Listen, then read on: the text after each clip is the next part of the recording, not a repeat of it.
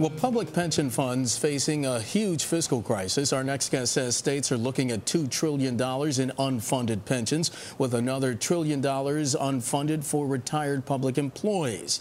Is there anything states can do to salvage these funds? Joining us now is Orin Kramer. He's the chairman of New Jersey State Investment Council and manager of Boston Provident Partners Hedge Fund. Mr. Kramer, welcome to Bloomberg News. Good to have you on. Thank you. Seems that people are focused and worried a lot about federal spending and deficits, but not so much in your view about state and local government deficits. Why not?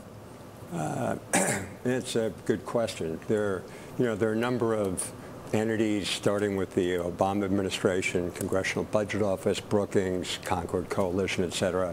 They look at these federal numbers, and there's always been less attention paid to the states, but now you've got a funding problem that has never existed historically. And I'm sorry, Lori, and you say it's never existed historically. Is it existing now because of the economic downturn that we were in? Is that the main impetus of the problem? There's a couple of pieces. Obviously, investment portfolios are worth less because of that. The returns haven't been good, but there's also been, in the case of a lot of states, a failure to make the requisite contributions. But the bottom line is, if you use the kinds of accounting standards that are imposed on corporations, then the states only have, for their pension systems, about 60% of what they ought to have, which is over $2 trillion. Explain how you're seeing the state pension funds underfunded, and then how much of a drag on overall economic growth would that be? Well, how much of a problem of it? Go on. Right. Mm-hmm. No. If I was looking at some work actually an academic had done. In 2008, states' total tax revenues were $780 billion. If you took on top of what they've been putting in another $100 billion a year for 10 years, which would be, by the way, increasing their taxes by 12% for that purpose, that would be a way to, begin to deal with it. So your organization, State Investment Council, reported New Jersey's pension fund value increased 10.6% from July through November 2009. So why doesn't that investment gain fill the gap in accounting? Well, the investment gains absolutely, are positive.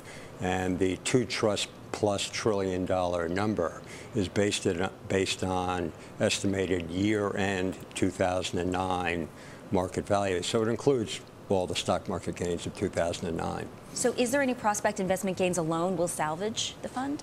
Well, anything is theoretically possible, but let me put it this way. If the states continue to put in the amount of money they've been putting in, and you assume 8% returns, which are higher than a lot of people would want to assume for a portfolio that's got a lot of fixed income, 8% returns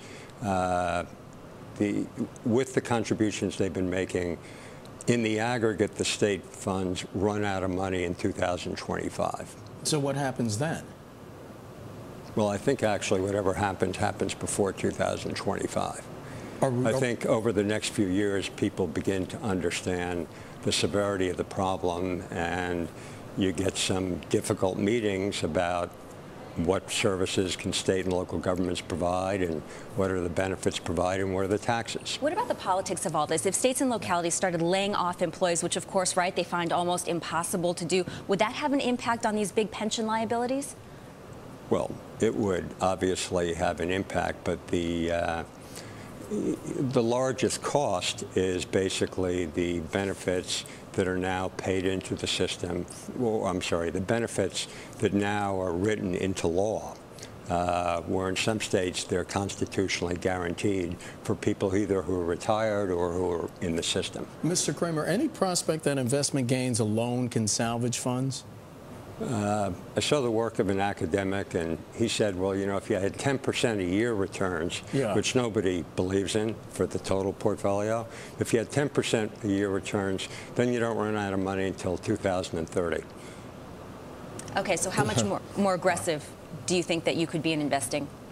Well, personally, I don't believe that because funds are underfunded, they ought to invest more aggressively. I think you look at wherever returns are attracted, but I think it's a myth And people talk about it a lot, but the way people say, well, you have to move further out in the risk curve because you're underfunded. Actually, in New Jersey, what we've been trying to do over the years is take something that was way out there on the risk curve and try and reduce the riskiness of the portfolio. Is that something that you think might continue now that Chris Christie is the governor?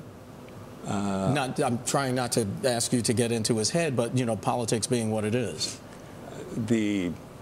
In the conversations with people who have been involved in the transition with the governor, make it very simple. New Jersey used to have no asset diversification. It used to use no outside managers. We now have asset diversification. We now use outside managers. In the conversations with the transition people, they've subscribed to that way of looking at the world, which is pretty much the way all the rest of institutional investors look at the world. But there will be new people coming in. I don't know who they are yet. Do you plan to stay on as director of New Jersey State Investment Council? It's bad enough being chairman. I wouldn't want to be director. but yeah, my term runs through as chair through September, and we're going to have some significant personnel turnover. And in any event, there are enough things to keep me busy and working with Governor Christie's people, at least over the next X months. All right, Orin Kramer, New Jersey State Investment Council Chair, Manager of Boston Provident Partners, joining us here on set. Mr. Kramer, thanks so much. It's a very complicated issue. It's probably something we're going to continue to talk about in the future. Hopefully we can have you back. Thank you, sir.